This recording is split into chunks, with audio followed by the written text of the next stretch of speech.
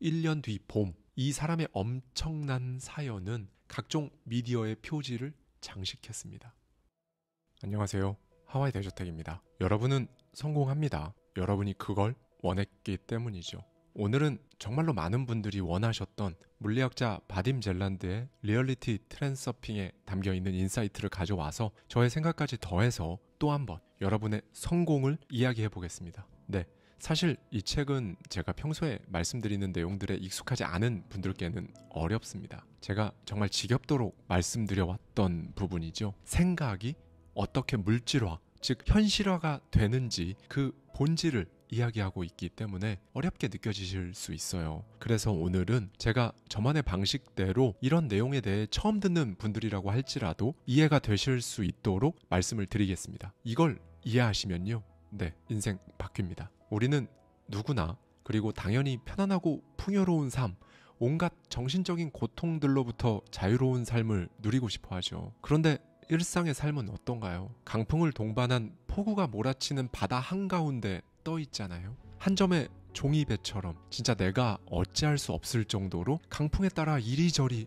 흔들립니다. 어떻게든 갈피를 잡아보려고 행복, 만족, 성공을 찾기 위해 이런저런 방법들 시도해 보는데 잘 안 되고요. 이럴 때는요, 여러분, 트랜서핑을 해보는 겁니다. 이거 정말 오늘 정말 중요해요, 여러분. 다른 쪽으로 옮겨간다는 트랜스와 파도 타기를 뜻하는 서핑을 합쳐서 저자가 만든 용어인데요. 이건요, 정말 아예 불가능해 보이는 걸 이룰 수 있게 해주는 강력하지만 소리 없는 도구예요. 여러분이 목표까지 가는데 막 죽을 만큼 애쓰면서 하지 않아도 됩니다. 이 트랜서핑을 통해 원하는 인생의 트랙을 골라 잡으면 되니까요. 이건 뭐 기적이나 이런 거 아니고요. 단지 옮겨가는 겁니다. 정확히 원하는 삶을 선택하는 기법이에요. 가장 먼저 물이 들어있는 호스를 상상해 보세요. 자, 이 호스 밖에서 호스를 통째로 감쌀 만큼 큰 원형의 냉동기가 호스를 따라 천천히 움직이는 거예요. 이 냉동기가 지나간 호스 안의 물은 빠르게 얼죠. 결빙되는 겁니다. 아직 냉동기가 지나가지 않은 부분에 있는 호스 속의 물 분자들은 느슨한 상태로 제자리에 머물러 있고요. 이제 냉동기가 통과하는 순간 이 지점의 물 분자들은 얼음 결정이 되어 고정됩니다. 자, 여기에서 이 호스 속의 물은 가능성의 공간이라고 할게요. 냉동기가 지나간 자리는 여러분의 과거고요. 물 분자는 사람입니다. 그러면 이 얼음 결정은요, 여러분의 어떤 가능성이 현실에 드러나서 딱 자리 잡은 그 결과물을 의미하는 거예요. 지금도 냉동기는 지나쳐가고 있고 여러분의 과거는 특정한 모습으로 고정되고 있습니다. 이 호스 안에 있는 물 분자의 위치는 우리가 보통 운명이라고 부르는 그 순간순간의 가능성을 나타냅니다. 중요한 건 아직 냉동기가 지나지 않은 시점에서 이 물 분자는 자유자재로 자신의 위치를 잡을 수 있다는 겁니다. 자기 자신이라는 가능성 안에서요. 그러면 이 냉동기는 뭘까요? 저자는 이 냉동용 고리가 무엇을 상징하는지 정확히 알려주지는 않는데요. 이걸 여러분의 가능성을 현실화시키는 생각이라고 저는 말씀드립니다. 분명한 건 이거죠. 지금 눈에 보이는 이 얼음 결정들은 만질 수 없는 특정한 에너지, 그러니까 냉동기에서 나오는 엄청나게 차가운 그 에너지로부터 비롯됐다는 거죠. 네, 원래 만질 수 있는 모든 것은 만질 수 없는 특정 에너지로부터 비롯되는 겁니다. 저도 항상 말씀드렸죠. 인생을 바꾸는데 가장 중요한 것들은 눈에 보이지 않는다고요. 우리는 물 분자예요. 이 말은 사람은 자기 위치를 자유자재로 바꾸면서 운명을 골라 잡을 수 있다는 겁니다. 이 원형의 호스를 우리가 사는 이 세계라고 한다면 이 세계 안에서 자신의 위치를 골라 잡는 거죠. 저자는 우리가 달리는 인생의 트랙은 창조하는 게 아니라 선택하는 것이라고, 선택한 그 트랙을 따라 현실이 전개되고 자기가 선택한 걸 얻는다고 또 강조합니다. 네, 여러분, 사람들은 동시에 하나의 동일한 세계에서 살아가잖아요. 마치 하나의 호스 안에 살고 있는 것과 같죠. 그 안에서 각자 자기에게 걸맞는 현실의 위치를 갖습니다. 여기서 쉽게 예를 하나 들어볼까요? 여러분이 여행을 하고 있다고 할게요. 지금 아름다운 도시를 여행하고 있고요. 꽃이 만발한 정원과 분수, 작은 오솔길 난 공원, 풍요롭게 거니는 사람들의 얼굴이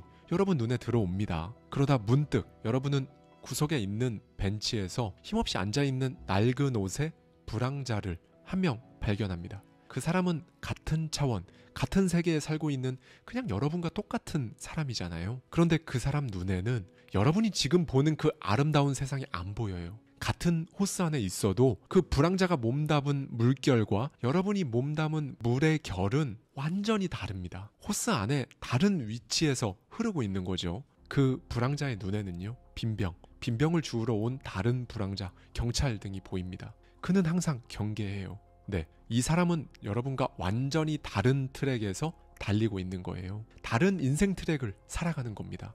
그런데요, 여러분, 이 트랜서핑에 따라서 이 인생 트랙은 바뀔 수 있어요. 여러분은 삶의 어느 순간 이 불황자의 물결, 불황자의 인생 트랙을 선택할 수도 있는 거고요. 이 불황자 역시 삶의 어느 순간 지금 여러분이 있는 인생 트랙을 선택할 수도 있는 거죠. 본인이 어느 위치에서 얼음 결정이 될지는 냉동기가 지나가기 전엔 모르는 겁니다. 네, 결국 스스로 운명을 지배한다. 이 말은요, 하나의 물 분자로서 위치를 골라 잡는다는 말이에요. 이 호스 안에 무한한 가능성이 이미 존재하니까요. 여러분이 운명을 골라 잡는 걸 막을 사람은 아무도 없습니다. 누군가 여러분을 막는 것 같아 보여도 사실 그건 본질이 아니에요. 여러분이 그 상황을 허용했을 뿐이죠. 그 또한 여러분이 선택한 겁니다. 이 순간에도 여러분의 현재는 냉동기를 거쳐 계속 고정되면서 과거라는 이름표가 붙고 있잖아요. 그리고 이 현재라는 건요, 가능성의 공간 속에 있는 특정 구역이 여러분의 인생 트랙 위에 실현되어 나타난 것일 뿐입니다. 어두운 숲에서 손전등을 들고 있는 사람을 상상해 볼까요? 그는 숲속을 헤치고 걸어갑니다. 손전등이 어디를 향하든 그 빛은 숲의 한 부분을 밝게 비추죠. 물질로 보여지는 현실은 마치 손전등 빛이 비친 곳처럼 모습을 드러내고요. 어두운 숲 전체는 여러분이 못 보고 있는 가능성의 공간이고요. 밝혀진 부분은 이제 여러분 눈앞에 실현된 가능성의 구역인 겁니다. 그렇다면 빛은 뭘까요? 이 또한 생각이에요. 즉, 가능성의 구역을 비추는 건 여러분 안에 하나의 생각이거든요. 이 생각은 할 수 있겠다는 용기로 나타나기도 하고 불길한 예감으로 나타나기도 합니다. 쉽게 말씀드리면 여러분 안에 속마음을 계속 중얼거리는, 쉬지 않고 말하고 있는 나레이터가 하나 있는 거예요. 그러면 결국 이 생각이라는 건요, 특정 색깔이라는 감정의 필터가 끼워진 채로 숲의 일부만을 비추는 겁니다. 그리고 사람은, 그러니까 저와 여러분은 그 빛을 따라가잖아요. 이게 행동이죠. 오로지 그 방향으로만 가는 겁니다. 사람들은 보통 행동이 결과를 가져온다는 손쉬운 설명에 익숙해져 있지만 사실 행동하기에 앞서 이 생각이 사람 운명에 엄청난 영향력을 미칩니다. 다만 그 영향력이 눈에 띄지 않기 때문에 설명할 수도 예측할 수도 없죠. 그저 내 안에서 하나의 손전등으로만 방향을 가리킬 뿐입니다. 쉽게 말씀드리면 이거예요. 여러분의 생각은 여러분의 현실에 직접적인 영향을 미친다는 거예요. 네, 맞습니다. 사람은 정확히 자기가 선택한 것을 얻는 거예요. 자, 다시 아까 여행하는 여러분과 마주친 불황자 이야기로 돌아가서요. 그렇다면 도대체 어떻게 자신의 인생 트랙을 자유자재로 트랜서핑 할 수 있다는 걸까요? 주파수입니다. 여러분과 불황자의 주파수는 다르죠. 우리는 고유의 주파수를 지니고 있습니다. 이 주파수는 곧 에너지죠. 이 에너지는 가능성의 공간에서 여러분과 맞는 구역을 찾아 들어갑니다. 그러면 그 구역 안에 있던 엄청나게 많은 가능성들 중에서 특정 가능성이 물질화, 즉 현실화돼서 여러분 눈앞에 펼쳐지는 거예요. 에너지 얘기가 나오니까 조금 복잡하면서 어렵게도 느껴지실 수 있는데요. 그냥 이것만 딱 기억하시면 됩니다. 에너지는요, 이 세계의 모든 걸 다 관통하고 지나간다는 거예요. 모든 건 다 에너지죠. 그리고 이 에너지는 사람의 신체도 통과하거든요. 엑스레이가 우리 몸을 통과한다는 걸 생각하시면 와 닿으실 거예요. 여러분의 생각에 따라, 감정에 따라 변하고 여러분 몸에서 나갑니다. 그게 에너지를 발산하는 거고요. 그리고 이제 그 에너지에 상응하는 특정한 값, 그러니까 결과라는 걸 얻게 됩니다. 좋은 거든 나쁜 거든 여러분이 뭔가를 딱 생각할 때 여러분은 그 에너지를 가능성의 공간으로 뿜는 거예요. 그리고 그렇게 뿜는 에너지는 곧바로 비슷한 것들하고 막 이어지고 얽히면서 증폭되는 거고요. 그래서 여러분이 세상에 대해 적대적인 태도를 취하면 세상도 마찬가지로 여러분을 그렇게 대합니다. 늘 투덜대고 불만을 늘어놓으면 만족 못할 이유가 갈수록 늘어가잖아요. 그렇죠. 그러니 이 에너지가 여러분을 통과해서 방사되기 전에 여러분이라는 필터를 먼저 바꾸면 그 결과값은 즉시 새로운 특성을 얻습니다. 그렇게 여러분의 인생 트랙은 새로운 트랙으로 옮겨가는 거고요. 이 새로운 트랙에서 여러분은 계속 여러분을 통과해서 내뿜어지는 그 에너지를 따라 완전히 다른 시나리오로 일련의 일들을 맞이하며 살아가는 거죠. 여러분이 타고 있는 물결이 달라집니다. 여러분이 비추는 손전등의 방향이 조정되죠. 바로 이 원리예요. 이 원리로 인생이 바뀌는 겁니다. 사실 우리는 살면서 매일 끝없이 문제들을 마주하잖아요. 이건 저도 그렇고 여러분도 똑같고요. 그런데 보통 이렇게 장애물을 만나면 부정적인 반응을 보이며 불만을 표출하기 쉽거든요. 이러면 그 에너지는 이제 여러분을 더 많은 장애물이 있는 트랙으로 끌고 갑니다. 이게 바로 이상하게 인생이 계속 꼬이는 일종의 메커니즘이에요. 예전에 제가 회복 탄력성 영상에서 부산에서 엄청 큰 규모로 고깃집을 운영하다가 경제 위기로 식당이 폐업하고 아주 작은 국수집을 운영하는 사장님 부부 케이스를 소개했었습니다. 그분은 웃으며 방송국 카메라에 대고 이렇게 말했었죠. 이제 하루 100그릇만 팔자는 새 목표가 생겨서 좋습니다. 네, 이게 바로 사람이 다시금 올라갈 수 있는 에너지 그 자체라고 말씀드린 적 있는데요. 오늘 영상에서 다시 한번 말씀드립니다. 에너지가 통과하는 여러분이라는 필터를 교체하지 않으면 상황이라는 건 아무 힘도 쓰지를 못해요. 이게 의미하는 건 뭘까요? 여러분이라는 필터만 갈아 끼우면 그 어떤 암담한 상황이라고 할지라도 여러분 앞길을 막 막아서고 이런 힘을 쓰지 못한다는 거예요. 그 실제 사례를 한번 볼까요? 여기 17세의 휴허라는 인물이 있습니다. 그는 암벽 등반 세계에서 신동과도 같은 존재였어요. 8살 때 이미 캐나다 엘버타 남쪽에 위치한 템플산의 해발 3,500m가 넘는 정상까지 등반을 마친 상태였으니까요. 10대가 되자 뉴욕 올버니 근처에 있는 유명한 암벽 등반 코스인 샤완 건크 능선 중에서도 가장 어려운 코스 등반을 세계 최초로 성공했고요. 1982년 1월 허는 뉴햄프셔 화이트 산맥에서 가장 높은 봉우리인 워싱턴 산에 오르기 위해 떠났습니다. 그런데 여기서 심각한 상황이 펼쳐져요. 강력한 눈보라 때문에 오도 가도 못하게 된 겁니다. 결국 하산하면서 길을 잃었고 동상으로 두 다리가 완전히 마비돼서 절단하는 수술을 해야만 했습니다. 의사는 당연하게도 허에게 다시는 등반할 수 없을 거라고 말했어요.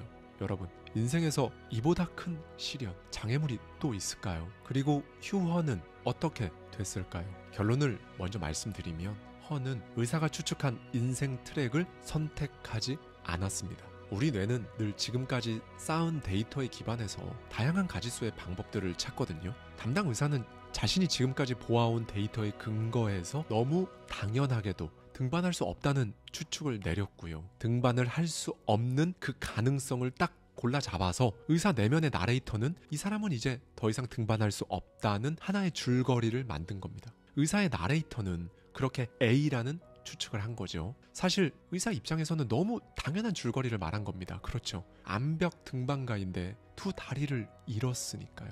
그런데 허는요, 자신의 가능성 공간에서 의사와는 완전히 다른 방향으로 손전등을 비췄어요. 의사와는 완전히 다른 데이터를 가지고 자신이 다시 암벽 등반을 하는 모습을 머리에 그린 거죠. 네, 맞습니다. 다리가 없는 채로요. 그간의 경험을 비추어 볼 때 암벽을 딛고 올라갈 때 빼고는 등반에 다리가 그렇게까지 막 절대적으로 필요하지 않다는 걸 눈치챘습니다. 이 또한 허가 그런 데이터를 이미 가지고 있기 때문에 내릴 수 있는 줄거리고 추측이었죠. 그렇게 그는 의사와는 다른 B라는 추측을 했습니다. B라는 추측을 골라서 잡은 거예요. 그는 말합니다. 다리는 필요 없어요. 다리를 잃은 것이지 생각이나 정신을 잃은 게 아니잖아요. 저는 이미 등반에 필요한 지식을 갖추고 있어요. 암벽에 제 몸을 위치시키는 방법도 알고요. 다리를 잃었는데도 등반이 또 하고 싶냐는 말도 저한테는 소용이 없습니다. 정확히는 암벽 등반 때문에 다리를 잃은 게 아니라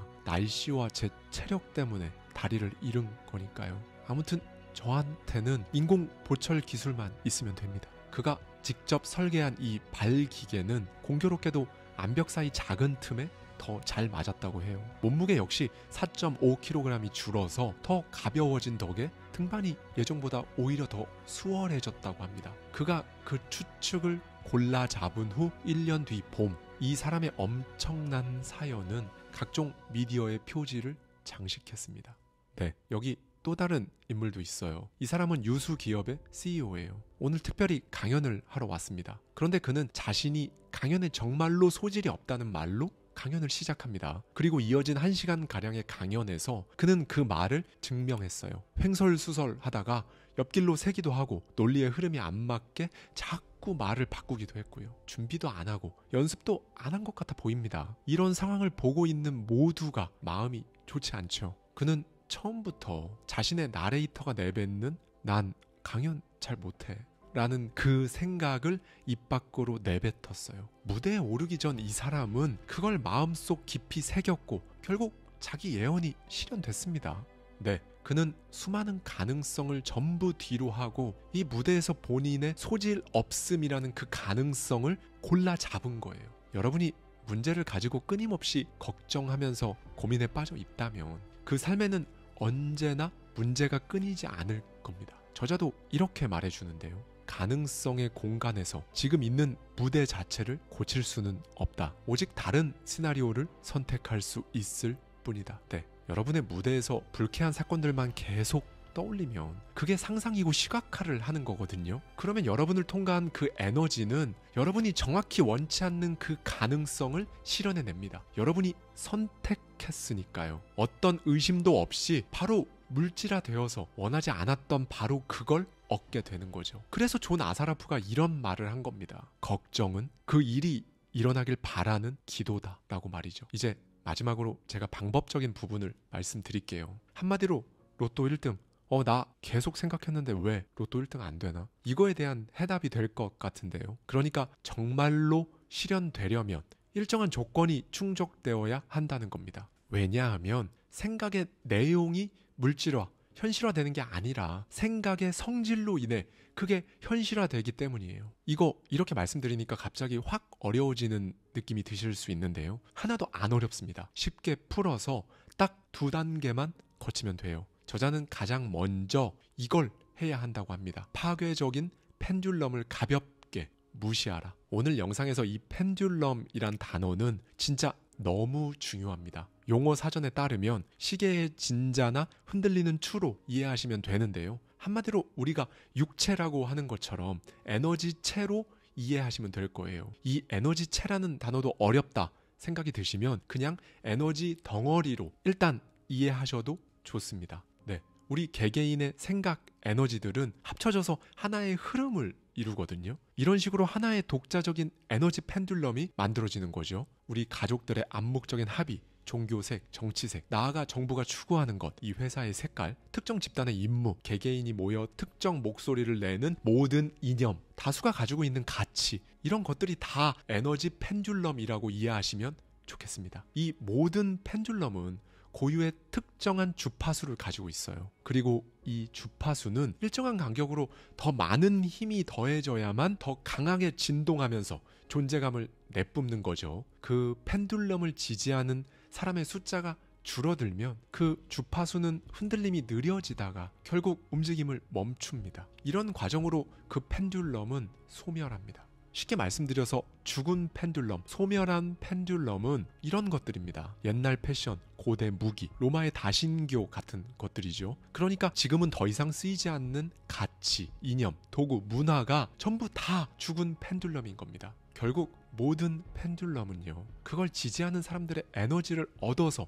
그 위에 존재한다는 겁니다. 그래서 저자는 이렇게 에너지를 빨아먹는 펜듈럼이라는 것 자체가 본질적으로 파괴적이다라고 하는 거고요. 여러분, 만약에 어떤 사람을 자기가 좋아하는 인생 트랙에서 딱 떼어내서 완전히 낯선 펜듈럼 그 그룹에 두면 어떻게 될까요? 그 사람은 이제 최악, 따분하고 우울한 일생이 되는 겁니다. 어울려지지가 않는 거죠. 그런데 엄청나게 많은 분들이 이 사실을 모르고 괴로워하죠. 이 사람은 그 펜듈럼한테 에너지를 계속 뺏기는 겁니다. 이 파괴적인 펜듈럼은요, 뭐 엄청 먼 얘기가 아니에요. 부모님의 말로, 혹은 각종 미디어 매체로, 혹은 정말 다양한 형태로 나타나서 여러분이 자유를 가지고 여러분 운명을 골라 잡는 걸 지금까지 방해해 왔습니다. 선택하지 못하도록 가르쳐 왔죠. 우리는 이 운명은 정해졌다는 펜듈럼에 휘둘리면 안 돼요. 절대로 안 됩니다. 그 펜듈럼의 지지자가 되지 마세요. 그럼에도 불구하고 많은 분들이 사람 운명은 팔자는 정해져 있다는 그 펜듈럼에 너무 익숙해져 있어서 사실은 본인이 선택할 수 있다는 걸 믿기 힘들어합니다. 이 펜듈럼은 사람들이 모이면 모일수록, 그러니까 에너지가 더해지고 더해질수록 거기에 속한 사람들을 완전히 장악하거든요. 그래서 그 전에 일단 탈출해야 합니다. 어떻게 해요? 무시하는 겁니다. 다시 한번 말씀드릴게요. 무시하면 됩니다. 저자는 선택하기가 무엇을 의미하는지 알려면 거부하기를 먼저 배워야 한다고 강조하는데요. 네, 이 펜듈럼과 싸우는 건 의미가 없어요. 여러분의 그 귀한 에너지만 계속 날아갈 뿐입니다. 듣고 싶지 않은 잔소리, 나와 다른 생각을 가진 가족, 이상하게 나만 괴롭히는 상사, 이것들을 싸워서 떼어놓으려고 애쓰면 애쓸수록 점점 더 기를 쓰고 여러분을 쫓아다닌다는 거죠. 펜듈럼이 여러분의 에너지를 뽑아갈 때 주로 사용하는 통로가 있는데요. 그게 바로 두려움입니다. 인간의 가장 오래되고 가장 강렬한 감정이죠. 여러분의 두려움이 뭐든 간에 특정 펜듈럼하고 딱 연결되면 이제 그 펜듈럼은 여러분의 에너지를 다 뽑아가는 겁니다.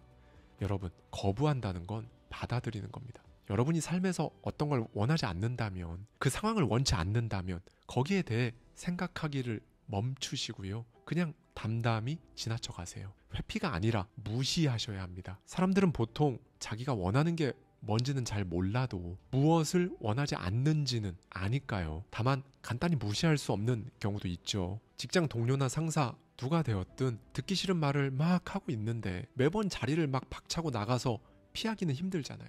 그런데 여기서 저항하든 방어하든 어쨌든 전부 에너지 손실을 가져옵니다. 그래서 이것도 결국 펜듈럼과 싸우는 거고요. 이런 경우에는요, 이 펜듈럼 게임에 참여하는 것처럼 보이게 하라고 저자는 제안을 해요. 그러니까 중요한 건 여러분은 단지 이 게임을 하는 척 하고 있는 거다 라고 스스로 딱 생각하는 거죠. 에너지 소모하지 마시라는 겁니다. 네, 관찰하는 것처럼 하는 겁니다. 그러면 그 에너지는 이제 여러분에게 향해 있던 방향을 다른 곳으로 바로 바꿀 겁니다. 이걸 정리해서 말씀드리면요, 여러분 앞에 펼쳐지는 귀찮은 상황, 짜증나는 상황에 부정적인 감정으로 반응하지 말아보세요.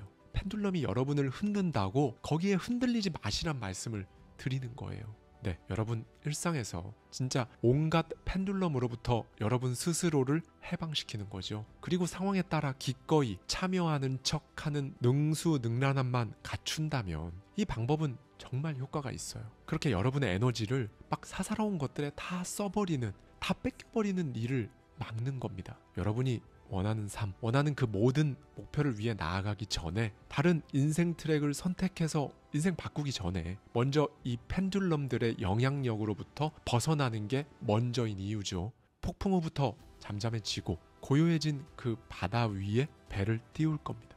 펜듈럼의 영향 아래에 놓이는 걸 피하고 이 펜듈럼을 여러분 목적에 맞게 고의적으로 이용할 것인가, 이거부터 들어가야 하는 거예요. 네, 이제 여러분은 준비를 마쳤습니다. 고요해졌다면 원하는 인생 트랙을, 여러분이라는 파도를 여러분이 원하는 위치에서 일으킬 수 있어요. 바로 내일 2부에서 이 성공 물결에 올라타는 법에 대해 말씀드리도록 하겠습니다.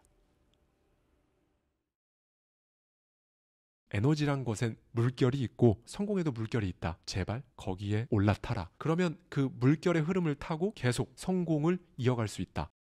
오늘은 여러분을 성공으로 올려줄 소위 성공의 물결, 그리고 그 물결에 도대체 어떻게 올라타면 되는지에 대해 물리학자 바딤 젤란드의 리얼리티 트랜서핑에 담겨있는 인사이트를 가져와서 저의 생각까지 더해서 말씀드리고자 합니다. 지금까지 살아오면서 어쩌면 우리는 폭풍우 치는 바다 위에 1초 뒤에 전복될 것 같은 한 조각 배처럼 이러지도 저러지도 못하고 휩쓸리면서 다니고 있었을 수 있습니다. 그런데 그건 과거예요. 그리고 이 폭풍우는 부정적인 에너지, 저자는 이걸 펜듈럼이라고 칭하는데요. 시계의 진자나 흔들리는 추라는 의미를 가지고 있고요. 이 펜듈럼은 특정 사상, 이념 혹은 누군가의 생각으로 세상에 드러나는데요. 우리는 거기에 많이 휘둘립니다. 가깝게는 집안 고유의 분위기, 예를 들면 가부장적인 집안 분위기 같은 게 있을 거고요. 약간 멀리 나가면 이제 회사의 사내 문화, 특유의 분위기가 또 있죠. 회사에서 직원들에게 주입시키는 일종의 사상 같은 것들도 있으니까요. 또 상사의 짜증도 있습니다. 그리고 이제 더 멀리 가면 사회의 각종 이익 집단들, 정당이나 그런 것들이 있죠. 펜듈럼이라는 건요, 여러분의 두려움이라는 약점에 빨대를 꽂듯이 통로를 딱 확보한 다음에 여러분의 에너지를 정말 가차없이 뽑아간다는 점에서 굉장히 파괴적이라고 저자는 강조해요. 그리고 이 펜듈럼은 지지자가 많으면 많을수록 힘이 거세지고요. 더 거대한 담론으로 자리 잡는 거죠. 그리고 이제 사람들을 조종합니다. 반대로 사람들이 더 이상 이 펜듈럼에 동조하지 않으면 힘을 잃고요. 지나간 관습, 믿음, 팬덤, 유행 같은 것들 다 여기 속하죠. 우리가 이 몰아치는 폭풍우 같은 펜듈럼으로부터 벗어나는 방법이 하나 있습니다. 바로 무시하기예요. 그 어떤 상황이든 이 펜듈럼이 여러분의 에너지를 뽑아내려고 하는 상황이 생기면 여러분은 이때 딱 내 에너지 가져가려고 하는 거네 라고 생각해 보십시오.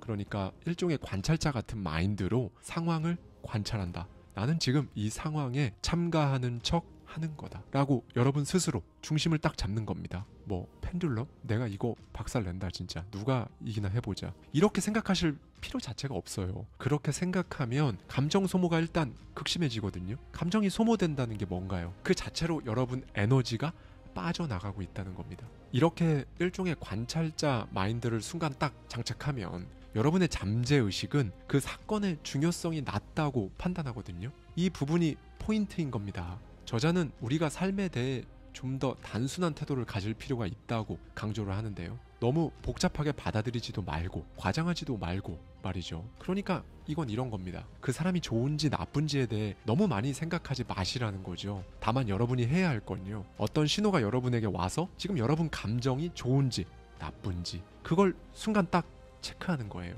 의식이 어떤 신호에 대해 좋다라고 말해도 진짜 여러분의 무의식 혹은 잠재의식은 아니다라고 할 수 있거든요. 깊은 곳에서 아니다라고 하는 걸 골라낼 필요가 있어요. 의식과 마음 깊은 곳이 동시에 불편해하는 건 눈치채기가 쉬워요. 문제는 의식과 무의식이 다를 때 문제가 됩니다. 무의식이 아니다라고 말하고 있는지 아닌지 어떻게 판단하죠? 이 질문에 대해 제가 오늘 명확히 말씀드리겠습니다. 정말 간단하게 이걸로 판단해 보세요. 여러분이 어떤 상황에서 A로 결정을 했어요. 그런데 여러분 속으로 A를 선택한 게 잘한 거다. 이게 왜 잘한 거냐면 상황이 이러이러해서 이게 최선이고 다른 사람이었어도 A를 선택했을 거고, 이걸 무의식한테 이런 식으로 막 설득을 하고 있는 여러분 스스로를 딱 인지했다면, 그러니까 쉽게 표현하면 여러분 생각이 여러분 마음한테 막 이런저런 이유를 대며 설득을 하고 있다면 그건 사실 여러분의 무의식이 아니다 라고 말하고 있는 거예요. 그러면 그 결정은 안 하는 게 맞습니다. 무의식이 원치 않으니까요. 무의식이 원치 않는다는 건 여러분이 진짜로 원하는 게 아니라는 거고요. 이렇게 무의식의 신호를 캐치하는 거, 이게 바로 성공의 물결에 자연스럽게 올라타는 방법이에요. 네, 성공으로 가는 어떤 결정에서 제대로 선택을 했다면 여러분의 에너지를 그렇게 다 소모해 가면서 내면의 대토론, 막 설득, 이런 작업 필요로 하지 않습니다. 여러분이 제가 지금까지 예를 들어 말씀드린 온갖 펜듈럼으로부터 초연해지면요, 이제 그때서야 폭풍우가 잦아들고 바다는 고요해집니다. 그 고요해진 바다에서 배는 이제 목적지로 가겠죠. 그리고 그냥 가는 게 아니라 파도를 타고 갈 거예요. 저자는 여기서 굉장히 흥미로운 개념을 제시하는데요. 바닷물 자체는 그 자리에 그대로 머물러 있다는 거예요. 퍼져나가는 건 물의 덩어리 그 자체가 아니라 위치 에너지의 상태가 바뀐다는 거죠. 바다는 파도로, 우리 삶에서는 물질적으로 현실화되는 모든 것으로 특정 에너지의 움직임이 나타난다는 겁니다. 그래서 자연스럽게 이 성공에도 물결이 있다는 거고요. 파도가 같은 방향으로 밀려오듯이 모든 사람에게는 자기만의 성공의 물결이 있어서 이걸 딱 올라타면 이제 소위 한 번에 밀려오는 경우가 많다는 겁니다. 인생의 크나큰 행운의 시기가 마치 물밀듯 덮쳐오고 연달아 성공을 거두고 이런 거죠. 이 부분을 제가 정리해드리면 그냥 이겁니다. 에너지란 것엔 물결이 있고 그러니 성공에도 물결이 있다. 제발 거기에 올라타라. 그러면 그 물결의 흐름을 타고 계속 성공을 이어갈 수 있다. 다만 거기에 올라타려면 조건이 있는데 일단 펜듈럼에 대한 모든 신경을 다 끄고 고요한 바다를 만들어라. 이겁니다. 성공이 연달아 일어난다. 성공한 사람들이 흔히 많이 하는 이런 케이스일 겁니다. 부가 막대하게 몰려오더라. 성공이라는 게 어디 숨어 있었나 싶을 정도로 눈덩이처럼 굴러오더라. 네. 그런데 저자는 이 성공이 연달아 계속 일어날 수 있는 조건으로 이렇게 말해요. 첫 번째, 성공의 즐거운 비명을 지르면서 활기찬 기분에 젖어 있을 때만 찾아온다. 이 성공이라는 에너지는 여러분이란 필터를 거쳐서 또 다른 에너지의 형태로 세상에 뿜어지는 거거든요. 그리고 그 에너지는 비슷한 에너지를 끌어당기고요. 그래서 첫 번째 성공 이후에 자기가 이걸 어떻게 받아들이냐에 따라 성공이 연달아 오거나 그렇지 않을 수 있다는 겁니다. 그렇지 않은 경우가 이런 경우예요. 첫 행운을 가까스로 쥐어잡았는데 두려운 감정에 휩쓸리는 겁니다. 그러면 이 성공의 물결은 곧바로 사그라들어요. 여러분, 여기서 제 생각을 좀 말씀드리고 싶은데요. 사람이 비로소 행운도 만나고 성공을 하고 그러면 이제 두려운 마음이 들 수 있어요. 낮은 데 있다가 갑자기 높은 데 딱 올라서면 당연히 무서울 수 있죠. 그런데 그때 그 무서운 마음에 휘청거리면 떨어집니다. 떨어질까봐 두렵고 그렇게 두려워하면 결국 떨어져요. 대신에 여러분, 이걸 해보세요. 진심으로 감사한 상태, 이 마음을 유지하는 겁니다. 이 감사한 상태, 이게 얼마나 위력적인 에너지인지는 뒤에서 한 번 더 제대로 말씀드릴 거고요. 결국 하나의 인생 트랙에서 다른 트랙으로, 지금 이 파도에서 다른 파도로 옮겨가는 건 바로 여러분입니다. 여러분이 주파수를 바꾸고 뿜어내는 에너지를 바꿈으로써 그 물결에 가뿐히 올라타는 거죠. 그리고 이렇게 하는 걸 우리는 흔히 기회라고 부릅니다. 그럼 이쯤에서 이런 궁금증이 생기실 거예요. 도대체 생각을, 감정을, 주파수를, 에너지를 어떻게 바꾸는데? 이에 대해 저자는 두 가지 해법을 제시합니다. 모든 상황에서 언제나 좋은 점을 발견하세요. 이사를 갈 때는 반드시 옛집에 감사하기를 잊지 마시고요. 우리는 지금 갖고 있는 것들에 대해 불만을 품습니다. 이 집이 죽도록 싫어서 다른 집으로, 이 물건이 죽도록 싫어서 다른 물건으로, 그렇게 채워지지 않은 분노를 채우려고 아둥바둥하죠. 자, 몇몇 책에선 이런 부정적인 감정을 적극 활용해서 일단 행동의 발판으로 삼아라, 이런 이야기를 하죠. 저도 일단은 동의합니다. 거지 같은 상황에서 오는 특정 분노는 우리를 행동하게 만들어요. 그렇죠? 소위 원동력이 됩니다. 여러분, 여기서 중요한 이야기를 할게요. 최초의 분노는 의심을 들게 하고 삶의 의문을 갖게 하고 비로소 나를 움직이게 만드는 원동력이 됩니다. 그래서 여러분이 이 거지 같은 상황을 깨부수고 만다는 생각으로 행동이 튀어나오는 지점까지 이르렀다면, 그래서 행동하고 있다면 더 이상 분노에 먹이를 주지 마세요. 오히려 감사하시면 됩니다. 아, 그래, 내가 이러려고 저런 일이 있었구나. 전환하세요. 프랑스 철학계 최고 권위자로 불리는 로랑스 드빌레르는 말합니다. 분노하는 사람이 원하는 건 혼란이 아니다. 분노가 원하는 건 질서다. 원래의 질서로 되돌려 놓겠다는 마음에서 분노는 시작된다. 어떤 문제가 여러분에게 분노를 자초했다면 내가 정립하고자 하는 질서를 다시금 일깨워 준 겁니다. 그러니 최초의 분노가 원동력이 되어 나를 움직이게 만들었으면 그것이 다시금 질서를 찾을 수 있게 해줬음에 감사의 단계로 나아가야 합니다. 만약 지금 집이 정말로 거지 같아서 매사 불평불만만 늘어놓다가 못 참겠어서 그 상태 그대로 다른 집으로 가면요, 새로운 집에서도 분노는 계속돼요. 옮겨가는 그 어느 시점에서 여러분은 딱 끊고, 아, 이러려고 상황이 이렇게 전개됐구나 깨닫고 더 잘 될 일에 감사, 에너지를 전환해야 합니다. 계속 불평불만 에너지를 발산하는 건 펜듈럼에 끌려가는 삶이죠. 절대로 고요해질 수 없습니다. 분노를 최초의 원동력으로 활용했다면 덕분에 행동까지 해서 상황이 개선됨이 보여지면 곧바로 감사로 전환하세요. 반드시 그렇게 해야 합니다. 두 번째로는 갖고자 하는 집을 생각하기 시작하십시오. 저는 집으로 표현했지만 집이 아니어도 됩니다. 여러분의 모든 생각이 갖고자 하는 것에 몰두해 있게 해보세요. 우리는 언제나 우리의 생각을 확고하게 사로잡은 물건이나 상황을 갖게 됩니다. 생각은 반드시 부메랑처럼 되돌아오거든요. 여러분, 진짜 중요한 이야기를 할게요. 부정적인 감정을 다루는 게 얼마나 중요한지 알겠고, 그걸 조금은, 아주 조금이지만 내가 그래도 인식하고 컨트롤하고자 한다, 그런 마음이 든다 하신다면 그 다음엔 딱 하나예요. 여러분 스스로의 각오. 여러분이 진짜 원하는 삶을 담은 그 한 문장을 속으로 계속 말해보세요. 조금 극단적으로 제가 강하게 말씀드리면 이것만 하면 됩니다. 만약 제 영상을 처음 보시는 분들이라면 이게 뭔가 싶으실 텐데요. 생각이 인생을 바꾼다는 맥락이 뭔지 인지하고 계신 분들이라면 다 아시죠. 여러분 삶의 목표, 그 문장을 상기하는 것만으로도 여러분은 알아서 행동하게 됩니다. 앞서 이 행운의 물결이 오기 시작하면 좋은 에너지를 계속 유지하라고 말씀드렸는데요. 그런데 여기서 이런 말을 하시는 분들 많습니다. 어차피 인생에 좋은 일이 있으면 나쁜 일도 생겨.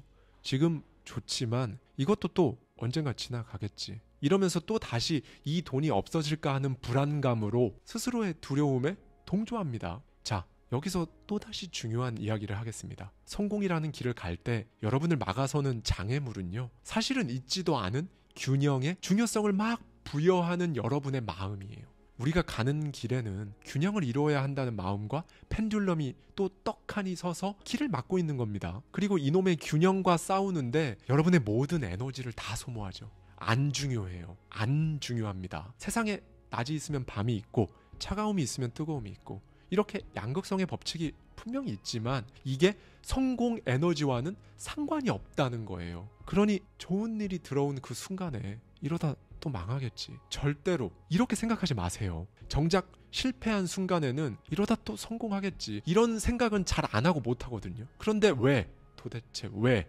기껏 여러분 인생에 좋은 물결이 들어왔을 때 하필 딱 그때 인생은 결국 굴곡이 있고 플러스가 있으면 마이너스도 있고 결국 다시 원래 있던 곳으로 제자리로 돌아가고 싶으신가요? 여러분, 좋은 일이 있다? 크기에 상관없이 어떤 걸 여러분이 성공했다? 마음껏 좋아하십시오. 그 기분을 유지해보세요. 그 물결이 결이 같은 물결을 다시 끌고 올 수 있게 꼭 그렇게 해보십시오. 그래서 저는 늘 생각합니다.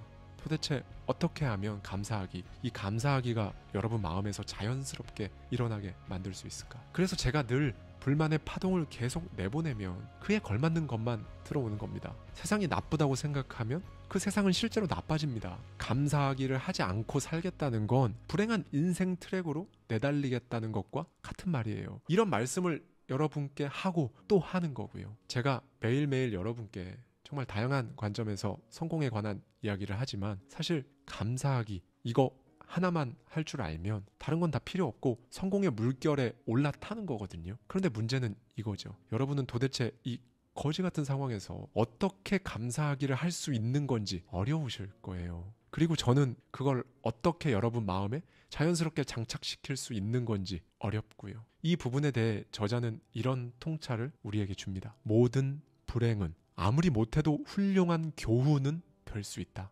파고들어서 여러분에게 소위 건질 걸 찾아낸다고 한번 생각해 보세요. 오늘 하루 5분 아니 1분이라도 시간을 잠깐 내보세요. 그것도 어려우시면 출퇴근 시간 걷는 동안 운전하는 동안 생각해 보십시오. 그렇게 파고들어서 여러분을 둘러싼 그 상황에서 도대체 뭘 건져낼 수 있는지 갖가지 상황에 가려져 여러분이 눈치채고 있지 못하는 그놈의 교훈이 뭔지 한 번만 생각해 보시죠. 심장 박동수 변화 주기는 10초에 한 번 찾아오는 것이 가장 이상적이라고 합니다. 연구자들은 사람이 도대체 어떤 감정일 때 이 편안한 변화 주기를 유지할 수 있는지 연구했거든요. 일반적으로 긍정적이라고 판단되는 모든 감정을 다 일으켜봤어요. 짜릿함, 평온함, 기쁨 등등 말이죠. 그런데 이 심장이 가장 최적의 상태에 이르는 감정은 따로 있었습니다.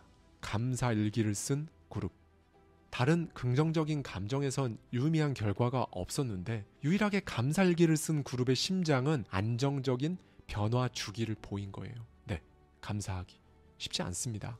이게 쉽지 않은 이유가 있는데요. 자연스럽게 피어오르는 다른 감정들과는 결이 조금 달라서 그래요. 그래서 적어야 합니다. 이 또한 뭐가 감사한지 써보면 훨씬 쉽거든요. 이렇게 해서라도 여러분을 둘러싼 지금 상황이 어떤 모양새를 하고 있던 그 성공의 물결 작은 거 하나라도 불러올 수 있다면 저는 감사일기를 기꺼이 쓰시라 말씀드립니다.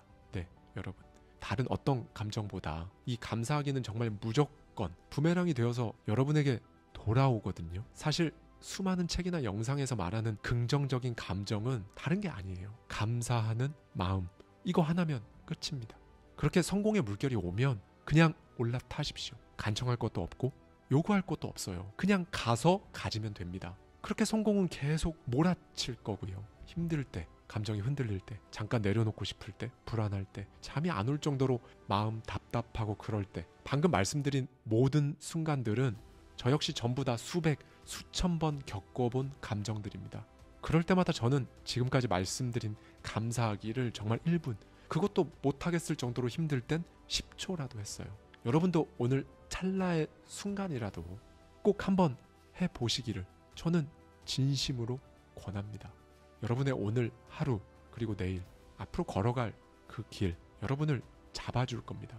오늘은 이걸 한번 해볼 수 있는 하루가 되시기를 바라면서 오늘 영상 마치겠습니다.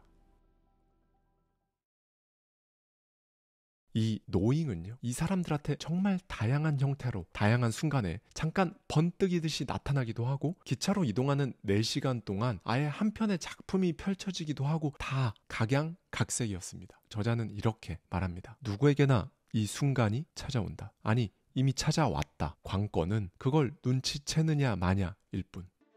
오늘은 사람이 보다 정확하게는 이 영상을 보고 계신 여러분이 왜 성공할 수밖에 없는지 그 이유를 말씀드리겠습니다. 제 책이 이 영상이 올라가는 시점에 아직 예약 판매 기간이라 서점에 풀리지 않았을 거여서 제가 저자로서 자체 스포를 조금 하자면 제 책에도 인용된 책 중 하나인데요. 안도 미후유의 노잉에 담겨있는 진짜 보석 같은 인사이트를 가져와서 저의 생각까지 더해서 어쩌면 여러분이 생전 처음 들어보는 걸 수도 있는 성공에 대한 가장 신기한 이야기, 그리고 제가 경제적 자유를 이루는데 가장 큰 영향을 준 바로 그 깨달음을 한번 짚어보겠습니다. 성공한 사람 100이면 100에게 나타나는 정말 좀 신기하고 이상한 현상이 하나 있는데요. 일단 한번 들어보시죠. 제 꿈은 인류 프로야구 선수입니다. 프로 구단의 지명을 받아 1억엔 이상 계약금을 받고 입단하고 싶습니다. 등번호는 51번이면 좋겠습니다. 일본에서 최고가 된 후 메이저리그로 가서 MVP를 타는 것이 목표입니다. 이전 영상에서도 소개한 적 있는 일본인 최초로 메이저리그에서 MVP를 수상한 야구선수 이치로의 무려 초등학생 시절 일기예요.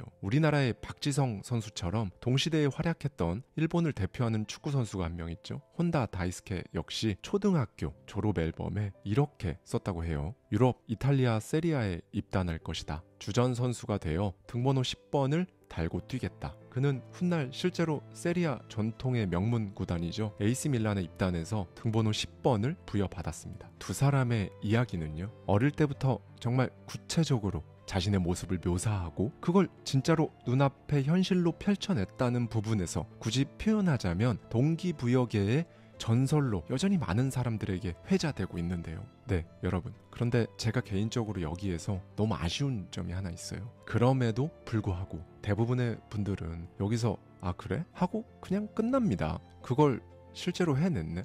그런데 나랑은 뭐 그렇구나 하고 그냥 마는 거죠. 네, 이 부분에서 딱 한 번, 여러분 정말 딱 한 번입니다. 그냥 넘어가지 말아보세요. 이제 이 스토리를 여러분의 걸로 만드는 그 작업을 저와 함께 오늘 할 겁니다. 네, 사실 이들은요, 놀라울 정도로 구체적인 목표를 세워서 그걸 막 치열하게 쫓아간 게 아니에요. 그럼 어떻게 한 거냐? 여기서부터 잘 들어주세요. 자신들의 미래 모습을 알고 있었을 뿐입니다. 제 채널을 구독한 지 얼마 안 되셨거나 이 영상을 통해서 제 목소리를 처음 듣는 분들이라면 여기서부터 뭔 소리야 하실 겁니다. 다시 한번 말씀드립니다. 어쩌면 여러분 생애 처음으로 지금까지 진짜 힘겹게 끌고 온 그 처절했던 여러분들의 모든 생각, 태도, 관점, 그런 게 다 모인 여러분이라는 사람, 지금 상태값, 그러니까 인생을 완전히 바꿔버릴 수도 있는 기회일 수 있다고 생각해 보십시오. 부디 제가 말씀드리는 오늘의 메시지가 여러분 인생을 바꿀 수 있는 기폭제라는 걸 눈치채시기를 진심으로 바랍니다. 네, 한국에서도 유명한 일본 작가죠. 소설 키친으로도 유명한 요시모토 바나나는 소설을 쓰기 얼마 되지 않았을 무렵부터 자신의 소설이 해외에서 인기를 끄는 모습이 뚜렷하게 보였다고 합니다. 출판사 편집자에게 이렇게 말했죠. 외국어로 번역할 걸 감안해서 이렇게 써봤어요. 네, 그 당시 편집자는 이게 뭔 생뚱맞은 소린가 싶었다고 해요. 소프트뱅크 손정희 회장도 마찬가지입니다. 언젠가 매출을 조 단위로 올려서 자기 이름을 알릴 거라고 진심으로 그렇게 그냥 믿고 호언장담하고 다녔다고 하죠. 어떤 분야든지요. 최고가 된 사람들 중 사실 거의 대부분이라고 표현해도 좋을 것 같은데요. 자기가 성공할 거라는 그 사실을 이미 알았다는 확실한 그 감정을 느꼈다고 하거든요. 여기서 제 생각을 좀 말씀드려야 할 것 같은데요. 이 부분이 포인트입니다, 여러분. 현재의 상황과 관계없이 성공을 알고 있었고, 알고 있었으니까 의심이나 망설임 같은 게 없이 갈 수 있었던 겁니다. 이 부분이 왜 포인트라고 제가 말씀을 드리냐면요. 거의 대부분 원하는 게 있어도 현재 내 상황 때문에 소위 시작 전 포기를 하거든요. 진짜 이렇게 생각하는 겁니다. 인간적으로 나도 하고 싶지. 그렇게 되고 싶지. 그런데 현실적으로 지금 내 상황을 보면 그게 말이나 되나? 힘들어, 현실적으로. 여기에서 일단 필터링이 되는 거예요. 시작 전 셀프 포기를 하는 사람들이 다 걸러지니까 사실 실제로 하는 사람들은 생각하는 것보다 엄청 적거든요. 경쟁률 자체도 낮아지고요. 그리고 재미있는 건 진짜 할 수 있고 타고난 재능까지 있어서 압도적인 결과를 낼 수 있는 사람은요, 얼마 없어요. 그럼 그런 사람들은 다 어디 갔냐? 조금 전 제가 말씀드린 시작 전 셀프 포기를 한 사람들 안에 있습니다. 누가 막 방해하고 교묘하게 사기를 치고 이래서 결국 포기하는 게 아니라요. 그냥 자기가 알아서 셀프 포기한 그 사람들 속에 있어요. 그래서 막상 성공하는 사람은요, 다른 사람들보다 정말 모든 면에서 압도적인 그런 사람들이 성공하는 게 아니라는 거예요. 그래서 스티브 잡스가 이런 말을 한 겁니다. 당신이 삶이라고 부르는 그 모든 것들은 사실 당신보다 대단히 똑똑하지도 않은 사람들에 의해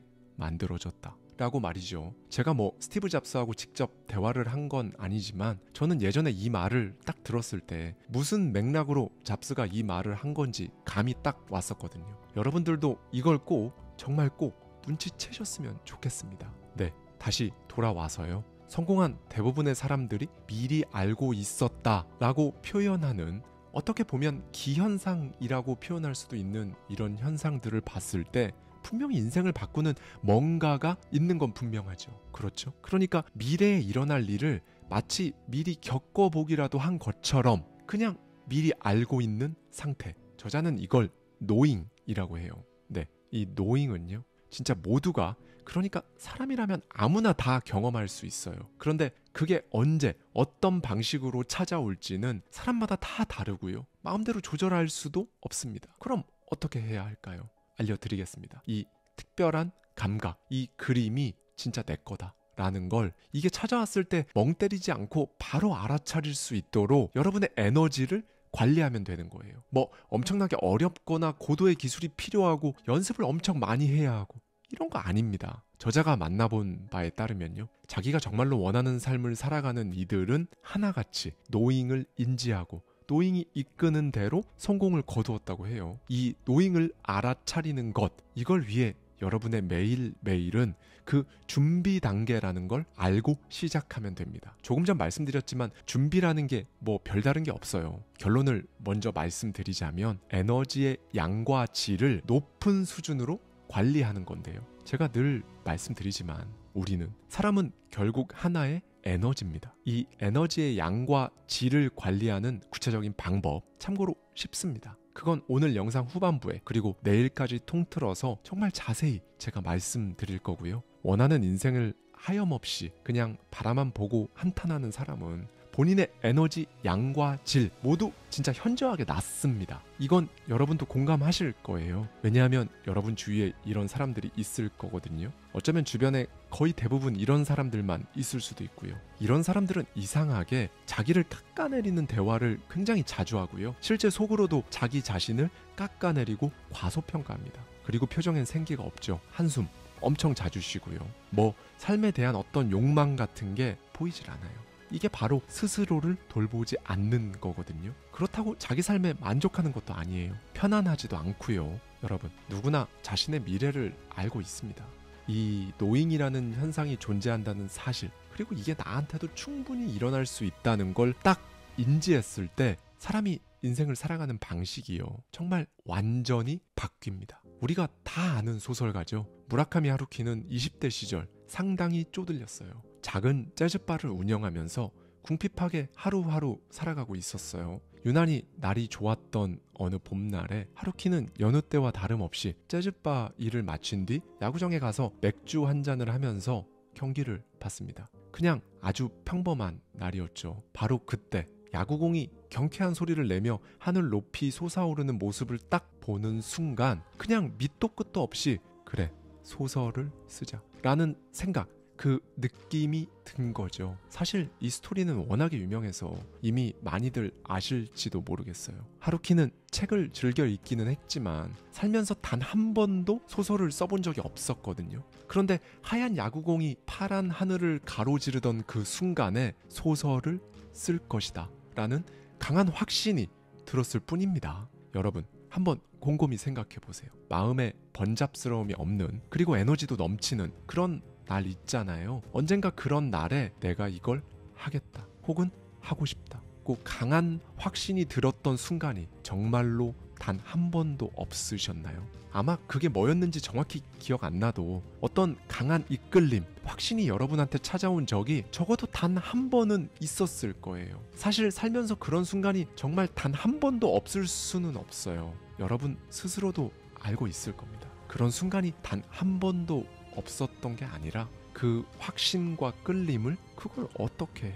라며 외면했을 뿐이죠. 아무튼 하루키는 그때의 감각을 이렇게 회상합니다. 하늘에서 팔랑거리며 천천히 내려오는 무언가를 두 손으로 딱 받아내는 느낌이었다. 네, 하루키는 야구 경기 끝나고 그냥 원고지 만년필 하나씩 산 다음에요, 집에 가서 부엌 식탁에 앉아서 바로 소설을 썼습니다. 다른 과정이 없었어요. 그날 저녁 부엌에서 그냥 바로 쓴 거예요. 그리고 이 순간이 바로 전 세계가 사랑하는 대작이 탄생하는 그 첫 번째 순간이었던 거죠. 이렇게 딱 6개월 동안 부엌에서 소설을 완성했어요. 그리고 문학상 공모전에 응모하거든요. 그리고 얼마 뒤 자기 작품이 최종 심사를 남기고 있다는 연락을 받아요. 그런데 이때 하루키는 또 한 번 이상한 경험을 합니다. 산책을 하다가 우연히 다친 비둘기를 발견해서 근처 파출소에 데려가는 길이었다고 해요. 그때 그냥 갑자기 이 문학상 받고 등단해서 소설가로 성공을 하는구나 라는 확신이 든 거죠. 네, 그리고 그의 노잉은 맞았습니다. 이때를 기점으로 그는 이전의 삶과는 정말 완전히 다른 삶을 살게 된 거고요. 여러분, 일단 저는 이렇게 생각합니다. 사실 돈에 쪼들리면서 작은 재즈바로 생계를 이어나가는 20대 청년이 야구 경기를 보면서 막 화창한 날씨를 느끼고 길을 걷다가 다친 비둘기를 봤는데 그냥 지나치지 않는 그 마음의 여유를 갖는 것 자체가 사실 쉽지 않거든요. 그렇죠? 그냥 성격이 타고나게 좀 느긋한 사람들 있잖아, 그런 유형이겠지 라고 생각하실 수 있는데 그쪽으로 접근하면 답이 없습니다. 그러니까 이 사람의 내면은요, 남들이 보는 본인의 현재 처지랑 상관없이, 즉 남들이 자기를 어떻게 보든 그런 건 연연하지 않고 단단하게 꽉 차 있던 거예요. 여기에는 하루키가 평소 책을 많이 읽었던 것도 분명히 한몫했을 겁니다. 이쪽으로 접근을 해야 해요. 다른 사람이 보는 내가 아니라요, 내가 바라보는 내 인생, 그냥 거기에만 집중했을 겁니다. 그런데 대부분 이렇게 못하거든요. 아마 이렇다 할 수입 없이 작은 재즈바를 운영하는 보통의 청년들이라면 오히려 내면에 이런 생각으로 가득할 겁니다. 다음 달 관리비 어떡하지? 매출 왜 안 늘지? 손님이 더 오게 하려면 어떡하지? 계속 이렇게 살아도 되나? 내 인생 왜 이러지? 이런 부정적인 생각들로 내면이 완전히 꽉 차 있을 거거든요. 이렇게 되면 질이 안 좋은 에너지가 꽉 차게 되는 거죠. 아까 말씀드렸던 에너지의 질과 양 모두 안 좋은 겁니다. 이러면 이제 노잉을 알아채고 싶어도 알아챌 수가 없죠. 보다 정확히 말씀드리면 사실 이런 상태면요, 노잉이고 뭐고 관심 자체도 없는 사람이 대부분이에요. 당장 먹고 살아야 되는데 노잉은 뭔 노잉이야, 이렇게 생각하는 거죠. 그런데 하루키는 자기가 막 내 에너지를 좋은 에너지로 관리해야지 이런 게 아니라요, 그냥 너무 자연스럽게 이런 식으로 자기 에너지를 관리한 거예요. 타고났든 어떻든 현재 자기 처지를 비관하지 않는 태도로 부정적인 에너지와는 거리가 먼 내면의 무언가를 계속 쌓았겠죠. 그러니까 이렇게 노잉의 순간이 딱 찾아왔을 때 캐치할 수 있었던 거고요. 네, 저자는 남들이 보기에도 저 사람 진짜 성공했다 할 만한 사람들이 이 노잉의 순간을 어떤 식으로 겪고 삶에 적용했는지 그 비율이 몇 %인지 알기 위해 정말 많은 유명인들, 성공한 사람들을 인터뷰하고 관련 서적들을 찾아봤다고 하는데요. 그런데 예외가 없었다는 겁니다. 이런 직감, 느낌을 안 받은 사람이 없었다는 거예요. 다른 세계가 기다리고 있다는 직감이 왔다. 이 곡을 만들기 전에 이미 머리에 선율이 맴돌았다. 먼저 봤다. 전부 이런 경험이 있었던 겁니다. 네, 악보를 수정한 흔적이 단 한 군데도 없어서 마치 어디선가 들리는 대로 악보를 받아 적은 것처럼 보이는 모차르트처럼 이미 존재하는 곡을 쓴 것뿐이라고 말한 밥 딜런, 비틀즈의 전 멤버 폴 맥카트니처럼 머리에 선명한 다비드상을 조각한 미켈란젤로처럼 해리포터의 저자 J.K. 롤링처럼 이 노잉은요, 이 사람들한테 정말 다양한 형태로 다양한 순간에 잠깐 번뜩이듯이 나타나기도 하고 기차로 이동하는 4시간 동안 아예 한 편의 작품이 펼쳐지기도 하고 정말 다 각양각색이었습니다. 이 부분에서 저자는 이렇게 말합니다. 누구에게나 이 순간이 찾아온다. 아니, 이미 찾아왔다. 관건은 그걸 눈치채느냐 마냐일 뿐. 그리고 이제 여기서 제가 굉장히 주목했었고 지금도 진짜 흥미롭게 생각하고 있는 부분을 저자가 말하는데요. 시간이 과거에서 미래로 흐른다는 건 착각이다. 이 부분은 고정 댓글에 넣어드린 아니타 무르자니 국내 최초 인터뷰 편을 참고해주세요. 정확히는 7층 건물에 대한 이야기를 참고하시면 됩니다. 이분은 전신에 퍼진 말기 림프종 암으로 코마 상태에서 이제 호흡기만 떼면 죽음을 맞이하는 그런 상태에서 다시 깨어난, 그런데 그냥 깨어난 게 아니라요, 온몸에 퍼져 있던 골프공 크기만한 종양들이 전부 없어져 버려서, 그러니까 암이 갑자기 완치되어 버린 거죠. 학계와 CNN을 비롯한 미국 언론을 완전히 뒤집어 놓았던 바로 그 인물입니다. 각설하고요. 시간이 과거에서 현재 그리고 미래로 흐르는 게 아니라는 저자의 말을 이쯤에서 한번 들어보시죠. 이 불가사의에 보이는 일을 어떻게 설명할 수 있을까? 나는 시간이 미래에서 현재를 향해 흘러온다고 생각한다. 현재 우리가 사용하는 시계는 시계 바늘이 문자판 위를 움직이는 구조다. 하지만 과거에 사용했던 전통 방식의 시계는 지금과 다르다. 시계바늘은 가만히 있고 문자판이 움직여 시간을 알려주는 구조였다. 다시 말해 시계바늘이 미래를 향해 움직이는 것이 아니라 문자판이 현재를 향해 움직이는 형태였다는 말이다. 미루어 보건대 그때는 시간이 미래로부터 흘러온다고 믿었던 게 아닐까 싶다. 서양에서 오늘날과 같은 형태의 시계가 들어온 뒤에야 시간이 과거에서 미래를 향해 흐른다는 개념이 생겼다. 그로 인해 과거 원인설이 생겨난 것으로 보인다. 아인슈타인은 아주 단순한 방정식으로 시간이 한 방향으로만 흐르지 않는다는 사실을 밝혀냈다. 아인슈타인은 말했다. 물리학자들에게는 과거, 현재, 미래가 존재하지 않는다. 네, 사실 이 부분은 처음 들으신다면 이해가 쉽지 않은 개념이기도 하고요. 그냥 뭔가 이해하고 싶지 않은 분들도 계실 텐데요. 이렇게 생각하면 훨씬 와 닿으실 거예요. 성공한 많은 사람들이 시간이란 개념을 그저 일반적으로 과거에서 미래로 흐르는 것이라고 생각하지 않는다는 것, 한마디로 과거의 어떤 원인이 현재의 나, 미래의 나를 규정짓지 않는다는 것, 이렇게 생각해 보시면 될 것 같아요. 여러분이 정말로 성공을 원한다면 직관적으로 쉽게 딱 와닿지는 않을지라도 여러분이 경험해본 과거만 정해져 있는 게 아니라 미래도 이미 정해져 있다고 믿는 것, 그게 성공으로 가는 생각의 구조라는 것, 이걸 말씀드리는 겁니다. 제가 바로 이렇게 생각하는 사람 중 한 명이고요. 그리고 저 말고 또 이렇게 생각하는 사람들을 만나봤는데요. 저는 이 사람들의 공통점을 하나 알아요. 뭐 대단한 건 아니지만 이 사람들의 눈을 보면 좀 다릅니다. 진짜 알고 있는 것 같아요. 진짜 그게 될 거라는 걸요. 우리가 그 사람들의 성공한 모습이죠. 그러니까 사회적 지위, 재산, 업적이라는 것들에 가려져서 눈치채지 못하고 있을 뿐 그 사람들의 눈빛은 진짜로 그게 그냥 될 거라고 생각합니다. 눈빛으로 알 수 있어요. 여러분도 이렇게 생각하는 사람을 만나게 된다면 혹은 주위에 있다면 이 사람들의 눈을 한번 보세요. 보는 미래를 정말 본인 생각대로 만드는 사람의 시간은요. 일반적으로 생각하는 시간의 흐름과는 다르게 흐른다는 겁니다. 네, 우리가 불안한 이유는요.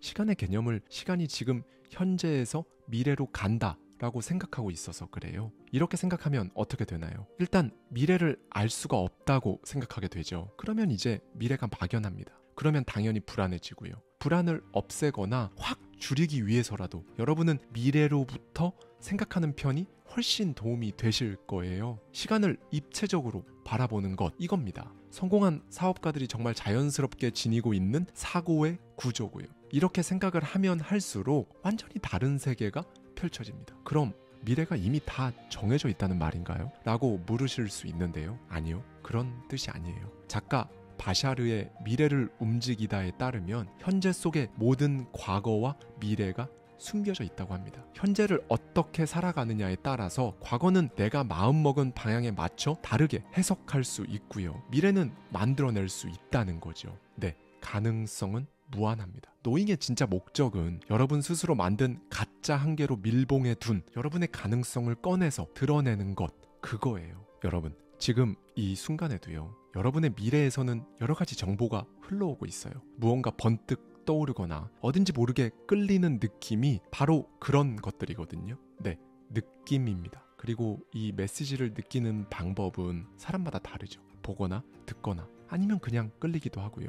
성공한 사업가들은 대체로 여기다 뭘 하면 된다는 생각이 든다고들 하죠. 우리가 어떤 일을 할 때 마음이 갑자기 편안해진다거나 온몸이 따스해지고 온화해지는 느낌으로 그 시그널이 오기도 합니다. 누군가의 글이나 말에 가슴이 요동칠 수도 있고요. 지금 저의 메시지를 들으면서 여러분 마음이 정말로 조금이라도 뜨거워지거나 할 수 있겠다라는 느낌이 드셨다면 그건 역시 여러분이 정말로 성공할 거라는 그 시그널을 받는 것이기도 합니다. 평소에도 한번 의식해 보세요. 사소한 것들을 눈여겨보는 겁니다. 서점을 갔더니 유난히 들어오는 그 책, 유명한 사람 중에 유난히 관심 가는 그 사람, 가도 계속 가고 싶은 그 장소, 의도하지 않았는데 우연히 마주치는 그 사람, 유독 신경 쓰이는 그 일, 안 하면 안 될 것 같은 그 일.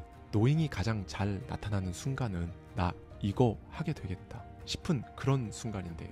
네, 오래전부터 관심은 있었는데 어떤 걸림돌에 부딪혀서 하고 있지는 않지만 마음에 계속 걸리는 게 있다면, 그 그림이 있다면 지금부터라도 조금씩 시작해 보세요. 그 느낌을 계속 무시하지 마시고요. 일단 움직이기 시작하면 다른 세상이 펼쳐집니다. 그러면 이제 그 일을 계기로 또 무언가를 하고 또 어떤 생각이 들고 그리고 누군가를 만날 겁니다. 네, 이 느낌을 받으면 갑자기 여러 가지 생각들이 막 떠오르고요. 원래 정해져 있기라도 했던 것처럼 몸이 저절로 움직이거든요. 여러분이 겁만 내지 않으면 됩니다. 네, 그렇게 하는 거예요. 막 대단하고 엄청난 게 아니라는 거예요. 저자가 취준생 시절에 면접에서 수십 번의 고배를 마시고 기계적으로 또 다시 원서를 넣는 생활을 계속하고 있을 때 그때 갑자기 그냥 느낌이 오는 출판사가 있어서 지원을 했고 그랬더니 그 출판사에 덜컥 합격해서 함께하게 되었다고 해요. 그리고 그 회사에서 느낌이 오는 출판 기념회를 갖고 거기서 자신의 멘토, 인생책의 저자와 만나 둘도 없을 조언을 듣게 됐고요. 그리고 프리랜서로 독립해서는 느낌이 오는 작업을 했더니 방송에 출연하게 되고 이렇게 계속 가면서 결국 큰 성공을 이뤄냈습니다. 저자는 철저히 미래에 끌려갔죠. 의미 있는 우연의 일치에 본인의 몸을 맡긴 겁니다. 이 의미 있는 우연의 일치, 이게 이제 싱크로니티라는 개념인데요. 신경정신과 의사이자 심리학자인 칼 융이 만든 개념이죠. 그러면 여기서 또 이 부분이 궁금하실 수 있어요. 그럼 평소에 여러 가지 생각이나 느낌이 많이 드는데 그냥 단순한 느낌하고 진짜 그 느낌을 어떻게 구별하냐, 라는 부분이죠. 이 노잉이 일어나는 순간에는 평소에 좀처럼 겪지 못하는 인상적인 경험을 하거나 확신에 차서 몸이 움직인다고 저자는 강조합니다. 그리고 처음에는 구별할 수 없다고도 덧붙이죠. 저자는 말합니다. 오랜만에 문득 커다란 연회장에서 이벤트를 개최해야겠다는 생각이 들었던 적이 있다. 수많은 사람 앞에서 이벤트를 주도하는 내 모습이 너무 생생해서 당장 무언가라도 해야 할 것처럼 몸이 달아올랐다. 그리고 지인들에게 이 이야기만 떠들어댔다. 하지만 일주일쯤 지나자 귀찮은데 괜히 일을 벌리나? 라는 생각이 스멀스멀 들기 시작했다. 실제로도 여러 가지 문제들이 생겼다. 한 달이 지나자 그런 얘기를 했던 내 모습은 온데간데 없었다. 노잉이 전달하는 미래로부터의 메시지와 그냥 생각의 가장 큰 차이점은 시간이 흘러도 잊히지 않는다는 점이다. 네, 앞서 본 하루키처럼, J.K. 롤링처럼, 모차르트처럼 단숨에 진짜 노잉을 알아보고, 그러니까 자기가 진짜 가야 할 길을 바로 캐치하고 적용해서 인생이 막힘없이 날아가면 더없이 좋겠죠. 누군들 안 그러겠어요. 그런데요, 우린 다 다르잖아요. 나만의 속도라는 게 있습니다. 여러분만의 속도가 있어요. 이건 당연한 건데 이것 때문에 불안해하거나 스스로를 의심하지 마세요. 제 개인적으로는 정말 힘든 시기가 일찍 찾아온 분들일수록 노잉을 알아채는 순간이 빨라지고요. 삶이 다소 평탄할수록 이걸 눈치채는 시기가 늦어지는 것 같기도 합니다. 결국 나만의 속도가 있다는 거예요. 그냥 편안하게 그 속도에 맞춰가면 되는 거죠. 스티브 잡스는 말했습니다. 미래를 내다보고 점과 점을 이을 수는 없다. 하지만 지금 하는 일이 인생의 어느 순간과 이어져 결실을 보리라는 사실을 정말로 믿어야 한다. 여러분이 지금 하고 있는 게 하나의 점이고 이런 점이 또 결국 미래의 점에 이어질 거라는 이 사실을 정말 당연하게 믿으려면요, 여러분 속에서 들려오는 진짜 목소리에 신경을 쓰면 돼요. 의식 수준에서 시도 때도 없이 떠드는 나는 못하지, 이런 가짜 목소리 말고요, 진짜 목소리를 판별하셔야 한다는 거죠. 제가 몇 번 말씀드린 베니스터 효과 기억하실 텐데요. 과거 육상 선수들에게 1마일을 4분 이내로 주파하는 건 진짜 수십 년간 깨지지 않는 마의 기록이었거든요. 그런데 1954년 영국의 로저 베니스터가 처음으로 이 마의 4분 벽을 깨트리니까 이후 3년 동안 무려 15명이나 되는 선수가 1마일을 3분대에 주파하는 기록을 우르르 세운 거죠. 이건 사실 우리 일상에서도 그냥 쉽게 경험하는 겁니다. 여러분이 뭘 하는데 도저히 이건 답이 없다, 사람이 할 수 있는 게 아니다, 이런 생각이 들었던 게 있었다고 해볼게요. 그런데 다음날 출근해서 직장 동료하고 얘기를 하다 보니까 그 동료가 어제 그걸 했다는 겁니다. 여러분은 충격을 받죠. 왜냐하면 어떤 대단히 대단한 사람이 해낸 게 아니라 그냥 내 옆에 있는 직장 동료가 했다고 하니까 더 충격인 겁니다. 그리고 집에 돌아와서 여러분은 그걸 해냅니다. 분명히 어제까지는 이게 사람이 할 수가 있나, 답이 없다, 답이, 이렇게 생각했던 건데 하루 만에 그냥 된 거예요. 하루 동안 여러분이 엄청나게 발전했다거나 연습을 1분도 쉬지 않고 했다거나 그런 것도 아니고요. 이게 일상에서 경험할 수 있는 전형적인 가짜 한계 판독 방법입니다. 네, 뭐 제가 그냥 만들어낸 개념인데요. 실제로 어제의 나의 무의식 혹은 잠재의식은 나 이거 못하지 라고 생각했었죠. 그런데 오늘의 내 잠재의식은 이거 아무나 다 하던데 나도 당연히 할 수 있겠네 라고 생각을 띄워보냈고 여러분은 그걸 할 수 있게 된 거죠. 여러분, 오늘 말씀드린 이 노잉은요, 스스로에 대한 정말 강력한 신뢰를 바탕으로 성립됩니다. 스스로에 대한 강력한 신뢰. 앞서 말씀드린 성공한 사람들 모두 본인을 이루고 있는 상황이 얼마나 거지 같든 개의치 않았어요. 자신을 믿었습니다. 그냥 의식적으로 막 나를 믿자, 이게 아니라 정말 무의식, 잠재의식의 가장 밑에서부터 믿었어요. 느낌이 오는 그걸 했죠. 한 번도 안 해봤어도 했습니다. 이게 중요하죠. 여러분 안테나에 감지된 미래의 메시지에 반응해 보는 겁니다. 일상 속에서 느낌이 오거나 나도 모르게 신경 쓰이는 그 감각, 그걸 전부 다 잡생각 취급하면서 넘겨버리지 마시고요, 해보는 겁니다. 이렇게 하다 보면 정말 중요한 게 찾아오는데요, 나에 대한 신뢰, 이게 두터워져요. 사실 다른 어떤 것보다 이게 가장 중요합니다. 나랑 친해지셔야 해요. 나를 믿는 그 찰나의 순간들을 조금씩 계속 쌓는 거죠. 그렇게 탄생하는 거예요. 여러분 안에 J.K. 롤링은, 모차르트는, 위대한 사업가는, 결국 끝끝내 성공한 여러분이라는 사람은 그렇게 만들어지는 겁니다. 네, 내일 영상에서는 여러분에게 이 노잉의 순간이 언제 있었는지 한번 알아보고 앞으로 찾아올 노잉을 캐치하려면 에너지 관리를 어떻게 하면 되는지 이 부분을 진짜 낱낱이 그러면서도 쉽게 와닿으실 수 있게 제가 다 말씀드리도록 하겠습니다. 오늘은 정말 나라는 사람을 다스리는 그 본질에 대해서 이야기했습니다. 어렵죠. 눈에 보이는 개념도 아니라 한번 들어선 감도 안 잡힙니다. 뭐부터 해야 할지도 모르겠고요. 그러면 한번 더 들어보세요. 뭐부터 해야 하는지 감이 잡힐 겁니다. 여러분의 그 미래가 정말 당연하게 보이도록 어제부터 저와 여러분이 같이 그 작업을 하고 있습니다. 저의 인생책 중 하나인 안도 미후유의 노잉에 담겨있는 인사이트를 가져와서 저의 생각까지 더해서 이야기를 나누고 있는데요. 2부로 저를 처음 뵙는 분들은 이 내용을 다 듣고 1부를 꼭 들으셔야 합니다. 이미 1부를 들으신 분들도 1부와 2부에서 말씀드리는 이 내용들을 반복해서 자주 들으시면 도움이 많이 되실 거예요. 4부에 걸쳐 전해드린 대작 시리즈였죠. 밥 프록터 부해왁신 편을 비롯해서 한 사람의 인생을 바꿔줄 수 있는 그런 내용이기에 이렇게 강하게 말씀드립니다. 네, 여러분. 인생은 항상 준비하는 시간이라고 생각하면 된다고 제가 1부에서 말씀드렸는데요. 그러니까 이 노잉이 일어나는 그 순간을 놓치지 않고 알아채기 위해 준비하는 시간인 거예요. 우리가 하는 모든 일은 점과 같아서 이 점과 점들이 인생의 어느 순간 연결되면 이제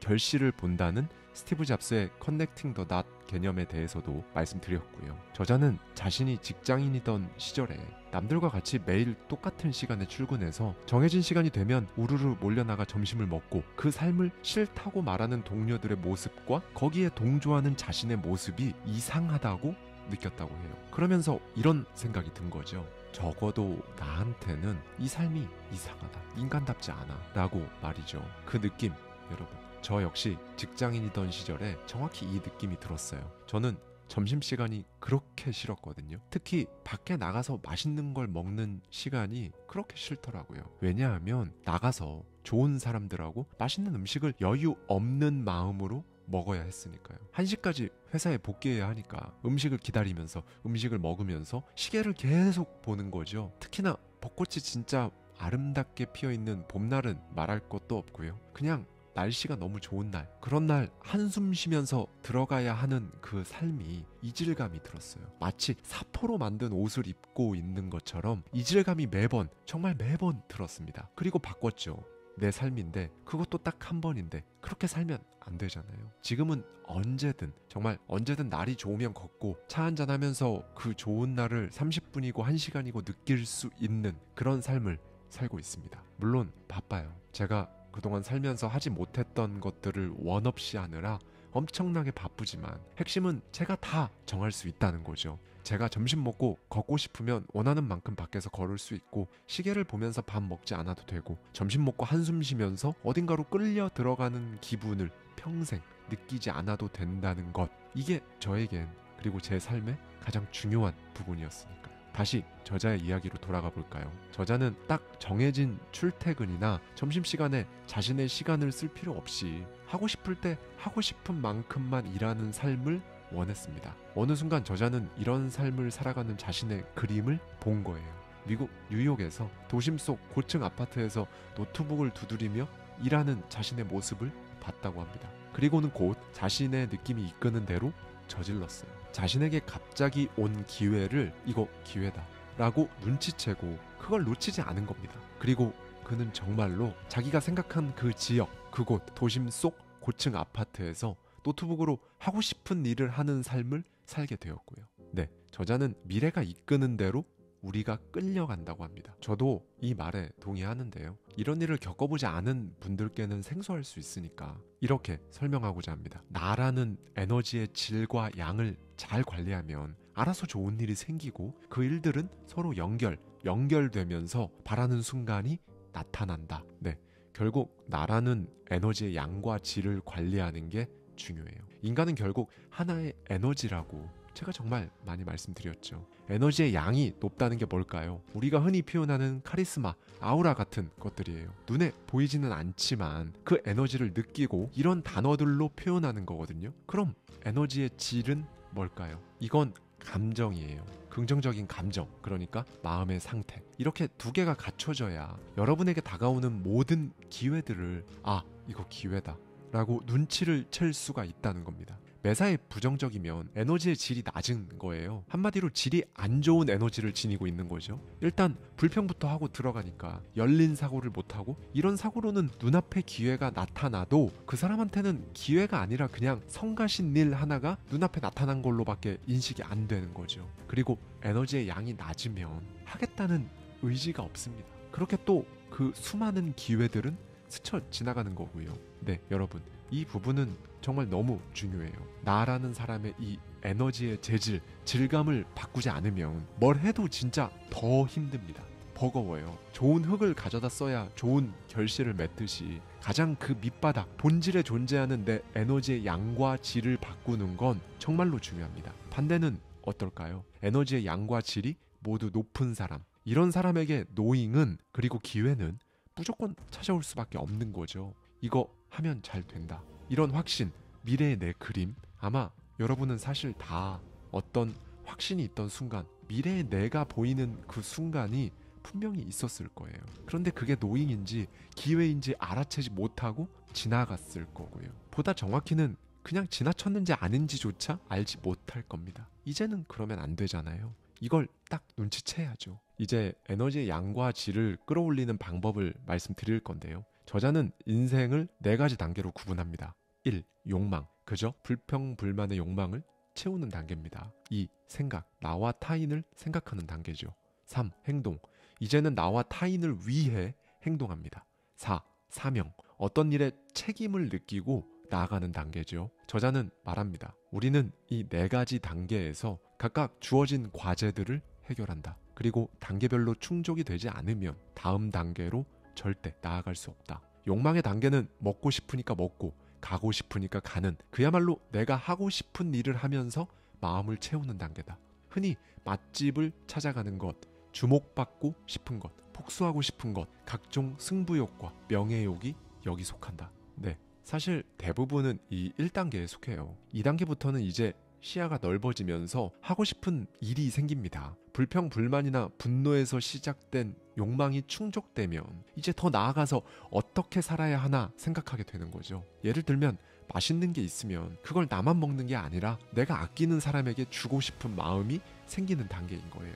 그리고 3단계에서는 비로소 그 생각이 행동으로 나타납니다. 좀 더 넓은 범위의 타인을 위해 일하는 게 즐거워지죠. 이를테면 내가 맛있다고 생각한 그 가게가 코로나로 힘들어하니까 리뷰라도 정성스럽게 써야겠다, 이런 수준의 생각과 행동을 하게 되는 거예요. 그리고 이제 마지막 4단계는요, 비로소 책임감, 사명을 느끼는 단계입니다. 사실 1, 2단계에 있는 분들은요, 4단계에 있는 사람이 막 더 큰 무언가를 해야겠다라는 말을 하면 그 마음을 이해하기가 쉽지 않아요. 결국 돈 벌려고 저러는 거구나, 이렇게밖에 생각이 안 되는 거죠. 네, 이렇듯 인생에는 4단계가 있어서 우리는 각각의 단계에서 다른 단계의 사람을 이해하지 못하며 살아갑니다. 그런데 사실 누군가를 이해하고 이런 건 필요 없어요. 내가 지금 어디에 있나, 내 단계를 이해하고 나는 어디까지 갈 것인가, 이것만 생각하면 됩니다. 여러분, 분명한 건요, 각 단계를 거쳐야 한다는 거예요. 1단계죠. 자신의 욕망이 채워지지도 않았는데 다른 누군가를 행복하게 하려고 하는 2단계로 점프하는 거 쉽지 않아요. 오래 가지도 못하고요. 자신의 욕망에 솔직해진 다음에 이제 그때 바라는 바를 생각하고 이룰 수 있는 거죠. 그리고 이 노잉은요, 삶의 4가지 단계 중 어느 단계에서든 나타날 수 있어요. 여러분이 어떤 단계에 있든 여러분에게 매우 중요한 시기에 나타난다는 건 동일합니다. 그리고 에너지의 양과 질, 이 2가지가 다 높아야 노잉을 정확히 캐치할 수 있다고도 말씀드렸죠. 에너지의 양은 삶의 4단계 중에 1, 2단계, 욕망, 그리고 생각과 연관이 있습니다. 일단 에너지의 양은 욕망의 크기, 생각의 양, 신념의 정도가 클수록 많아지죠. 성공을 위한 필수 조건입니다. 그런데 여기서 에너지의 질을 관리하지 않으면 소위 파이팅 넘치게 안 좋은 길로 빠지는 거예요. 압도적인 카리스마를 뿜을지라도 사람이 어딘가 불안정합니다. 에너지의 질은요, 감정이나 마음 상태, 그러니까 우리가 지겹도록 듣는 긍정적인 마음 상태와 연관이 있어요. 네, 불평, 불만, 뭘 해도 안 좋은 쪽으로 생각하는 사람은 이 노잉의 순간을 느끼기 힘듭니다. 일부에서 소개한 무라카미 하루키의 사례를 생각해보세요. 본인 처지가 지금 어떻든 간에 내면을 풍요롭게 다스린 결과 화창한 날씨에 본인이 소설을 써야 한다는 노잉을 알아채고 결국 성공을 거머쥐었죠. 본인이 만약 이놈의 긍정적인 마음 상태가 태생적으로 힘들다 그런 생각이 드신다면 일단 감정이란 걸 중립으로 만드는 연습부터 하셔야 합니다. 만약에 여러분이 불평, 불만이 느껴지신다면 거기에는 어떤 두려움이 녹아있는 거예요. 그 두려움엔 오랫동안 품어온 여러분의 생각이나 고정관념이 고스란히 녹아있다는 걸 깨닫는 것만으로도 생각보다 인생이 많이 바뀝니다, 여러분. 그리고 이걸 파헤치는 방법은요. 여러분이 불평, 불만, 우울감이 느껴질 때마다 그 모든 상황에 왜를 붙여서 스스로와 대화를 해보는 거예요. 그게 왜 불편하지? 왜? 하다 보면 저 깊은 곳에 내가 뭘 숨기고 있는지 알게 됩니다, 여러분. 그리고 이 부분이 중요한데요. 이 감정을 느끼는 센서가 녹슬지 않게 해야 해요. 여러분이 원하는 여러분의 모습, 원하는 것, 원하는 삶이 뭔지 찾기 위해서는 뭐가 좋고 뭐는 싫다라는 감정을 느끼는 센서가 녹슬어 있지 않아야 하거든요. 네, 원하는 것의 진짜 의미, 그리고 그게 도대체 뭔지 정확히 아는 사람보다 사실 모르는 사람이 훨씬 많습니다. 여러분도 혹시 내가 아무리 고민해도 답이 안 나온다 하신다면 이 감정 센서를 점검해 보세요. 에너지의 질이 낮아서 이 센서가 마비되어 있는 상태면 사실 좋아하는 음식이 뭐냐, 좋아하는 옷 스타일이 뭐냐는 질문에도 답을 못 하거든요. 꽤 많은 분들이 다른 사람에게 질문을 받기 전까지 자기가 뭘 좋아하는지에 대해 생각할 생각, 필요조차 느끼지 못하고 살아갑니다. 이때는 어떻게 해야 할까요? 물어보는 겁니다. 나는 뭘 좋아하지? 음식점에서, 카페에서, 백화점에서 스스로 진짜 뭐가 좋고 뭐는 진짜 싫은지 상황마다 딱 잡아내는 거예요. 이것도 일종의 연습이 필요하다는 거죠. 그리고 이게 바로 그동안 녹슬었던 감정 센서를 닦아내는 과정입니다. 이렇게 계속 하다 보면 감정 센서가 제대로 작동하겠죠. 내가 뭘 좋아하고 뭘 싫어하는지 정확히 알 수 있게 되는 겁니다. 여러분, 이걸 하셔야 한다고 제가 말씀드리는 이유는 딱 하나예요. 이렇게 해야 여러분이 진짜 원하는 것, 하고 싶은 걸 찾을 수 있거든요. 만약 지금 머리도 복잡하고 마음도 복잡한 그런 상황에 계시다면 아무리 고민만 해봐야 제자리입니다. 조금씩 닦아내보세요. 사람은 원래 자기가 하고 싶은 일, 하면서 즐거운 일이 다 있다고 하죠. 원래 있는데 자기 자신의 부정적인 감정에 가려져 있다고요. 자기가 하고 싶은 건요, 좋아하는 음식이나 옷처럼 오래 고민하지 않아도 바로 느낄 수 있는 좋음이라는 감정의 연장선에 있습니다. 이걸 눈치채는 건 감정 센서의 감도에 따라 결정되는 거고요. 센서의 감도가 높으면 좋음을 느끼고 싶지 않아도 느껴질 수밖에 없습니다. 싫은 것도 마찬가지로 구별하는 게 쉬워지고요. 그렇게 모든 게 분명해지는 거거든요. 정말로 싫은 건지, 단순히 좀 어려워서 불편한 건지, 좋은 건지, 편안한 건지, 그 모든 게 좀 더 여러 갈래로 분명해질 겁니다. 이 작업은 성공을 원한다면 가장 첫 단계에 거쳐야 하는 작업이에요. 이게 무슨 의미인가 싶어도 꼭 한번 해보셨으면 좋겠어요. 나 하나 다스리지 못하면서 무슨 성공이야 싶은 마음으로 여러분의 감정을 파고드십시오. 네, 여러분, 이 노잉의 순간은 만들어내는 게 아닙니다. 그러니까 이게 언제 오나, 나는 이렇게 매일 마인드셋도 하고 소리내서 말하고 손으로 써보고 시각화도 해보고 이렇게 애쓰는데 이번 달? 다음 달? 이러면 진짜 정말 스트레스 받거든요. 그건 에너지의 질을 안 좋게 만드는 거예요. 다만 여러분이 하셔야 할 건요, 이 노잉을 일으키려고 애쓰는 게 아니라 노잉이 찾아올 수 있는 나라는 좋은 환경을 갖추고 그걸 매일 차분하게 그냥 유지하는 겁니다. 그리고 그냥 어느 날 이거다 싶으면 곧바로 실행에 옮기는 거죠. 현재 내 에너지가 어떤지, 에너지의 양과 질을 관리하고 감정 센서를 최상으로 유지해서 노잉을 눈치채고 귀에다 생각되면 곧바로 하는 것. 네, 여러분, 어려우시죠? 눈에 보이는 개념도 아니라서 더 그렇게 느껴지실 거예요. 만약에 그런 느낌이 드신다면 오늘 제 메시지를 몇 번 들어보세요. 저도 그러거든요. 저도 책을 읽고 뭔가 감이 잡힐 듯 말 듯 할 때는 바로 2회독을 들어갑니다. 책에 따라서는 3회독 이상 할 때도 있고요. 그러면 신기한 게 이제 감이 잡혀요. 혹시 여러분의 하고 싶은 일 리스트에 온라인 영어 수업 듣기라고 적혀 있진 않으신가요? 그런데 그 이유는 해외여행을 훨씬 즐겁고 재미있게 하기 위해가 아닐 확률이 높습니다. 요즘 시대에 영어를 못하면 안 되니까와 같이 어딘가 끌려가는, 그러니까 부정적인 생각이 앞선 이유들로 그걸 해야 한다고 생각할 가능성이 커요. 이건 그냥 생각해도 하고 싶은 일은 아니잖아요. 그렇죠? 그 어떤 것이 되었든 저는 여러분이 생각하는 것만으로 두근거리고 기분이 좋아지는 것들을 하며 살아가셨으면, 그렇게 원하는 삶이 여러분 일상이 되었으면 좋겠습니다. 감사합니다. 지금까지 하와이 대저택이었습니다.